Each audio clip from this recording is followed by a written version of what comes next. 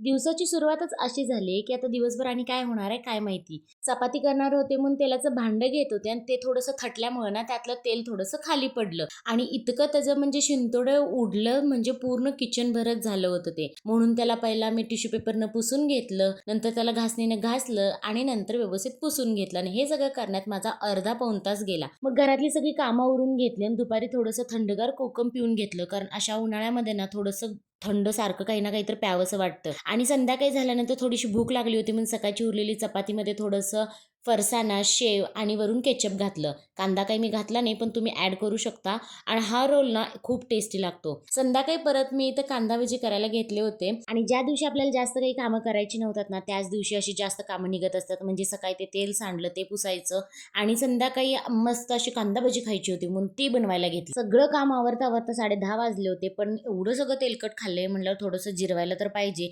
कारण जेवायला पण आम्हाला खूप वेळ झाला होता. म्हणून खाली गेलो होतो सोसायटीमध्ये, तर हा बोका बघा रस्त्याच्या मधोमध बसून स्वतःच चाटायचं काम चालू होतं. आजच्यासाठी एवढंच.